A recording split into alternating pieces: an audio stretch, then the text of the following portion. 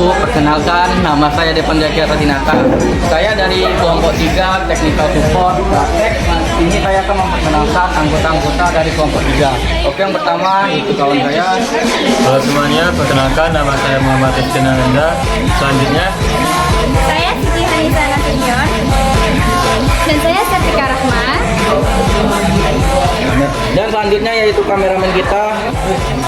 Dan saya Dia Yordani.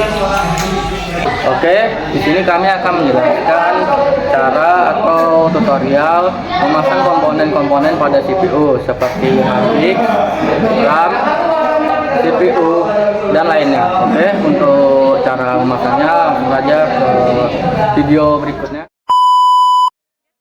Oke, ini adalah tutorial atau langkah-langkah memasang komponen pada CPU. Yang pertama kita pasang terlebih dahulu yaitu power supply-nya. Oke, dimasukkan power supply-nya ke dalam CPU dengan perlahan dan hati-hati agar power supply-nya itu tidak tertimpa ke motherboard-nya. Kalau tertimpa motherboard-nya, kita mengganti baca yang patah pada motherboard-nya. Untuk pemasangan kabelnya ini cukup satu orang aja ya, soalnya satu orang atau 2 tangan, soalnya gak usah banyak-banyak tangan, nanti ribet masangnya atau berlibat gitu. Oke, untuk masangnya dipasang dan perlahan. Oke, sampai masuk seperti itu dan masuk ke kabel yang keduanya. Sama seperti biasa dia dimasukkan secara perlahan.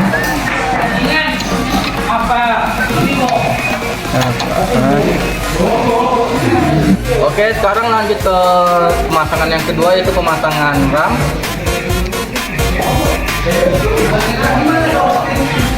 Untuk pemasangan RAM ini harus hati-hati agar komponen kuningnya yang di RAM itu tidak rusak. Karena kalau misalnya itu rusak, dia komponennya RAM-nya tidak akan terbaca oleh pasangkan RAM-nya itu sesuai yang ada dudukannya itu kedudukannya. Baru di bagian kanan kirinya itu ada semacam cekleannya atau penahannya dipasang. Oke, jika sudah terpasang, lanjut ke pemasangan terakhir yaitu tempat penyimpanan file. Oke, lanjut ke pemasangan terakhir yaitu pemasangan hard disknya ya. Langsung aja dipasangkan. Itu yang kabel warna merah itu disebut dengan kabel alpha atau kabel SATA, dan kabel yang dari power supply tadi itu juga disambungkan ke hard disknya agar terbaca. Oke, dimasukkan dengan perlahan dan hati-hati. Dan kabel SATA atau kabel ATA tadi dipasangkan ke motherboardnya, dipasangkan di port warna ungu, di port SATA-nya. Oke, Susah ya guys. Oke, ada sedikit kendala oleh teknisi kita, dia sedikit kesulitan memasangnya. Ketawa dia.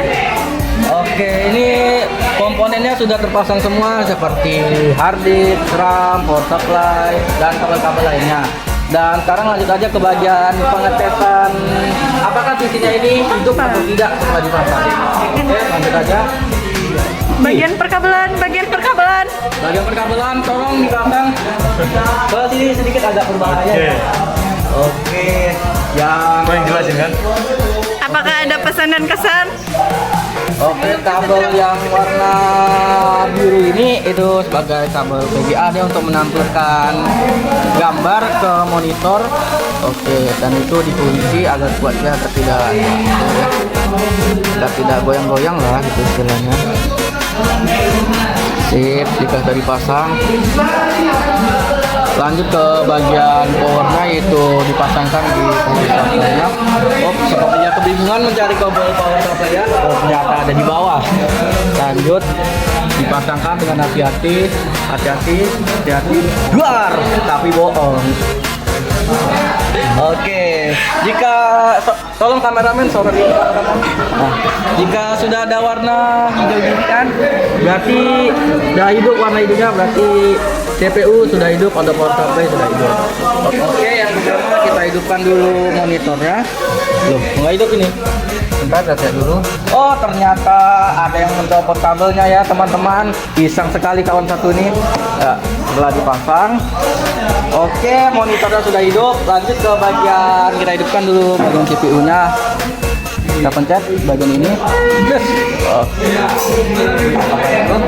Oke, tampaknya sepertinya kipas sudah hidup ya, yang menandakan kalau CPU ini sudah hidup.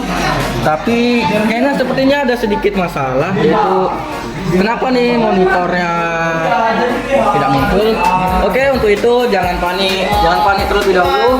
Ada beberapa faktor yang mempengaruhi monitornya tidak hidup, seperti RAM-nya yang misal tidak berfungsi atau sudah rusak, maka diganti dengan yang sudah berfungsi.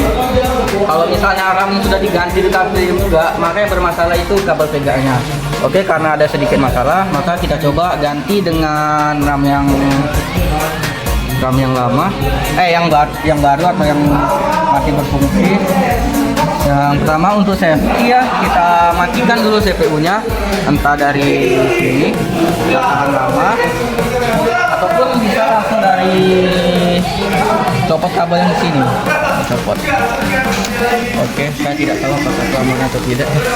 Oke, sekarang kita panggil teknisi kita untuk memasang RAM. Teknisi. Tolong gantikan ini dengan RAM yang bagus ya. Kemungkinan RAM-nya ini bermasalah ya, makanya tidak dapat menampilkan gambarnya ke monitor. Oke, kita ganti dengan bagus. Oh, terbalik tuh.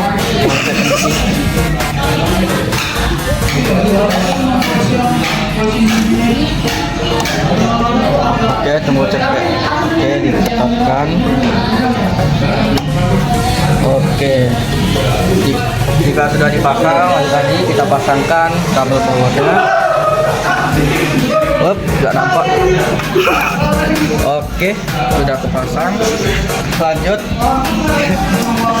kita pasang, kita hidupkan power CPU-nya. Oke, tampaknya seperti biasa ini sudah hidup kembali, dan akan kita tunggu apakah ini hidup atau tidak monitornya. Oh, ini mati ya. Mati. Sedikit lama ya. Oke. Artinya loadingnya agak oke. Akhirnya monitor kita atau CPU kita sudah berjalan dengan baik, dan ini dan akan langsung masuk ke menu Windows-nya. Oke, sekian. Tunggu dulu, belum selesai loadingnya sampai sekarang. Oke, sudah muncul ya. Dan saya akan melihatkan sedikit port-port yang di sini. Yang port di sini dia untuk memasukkan seperti keyboard dan mouse. Nah, yang sudah terpasang ya mouse-nya. Oke. Karena PC atau CPU sudah hidup dan sudah ditampilkan di monitor, maka langsung aja kita matiin.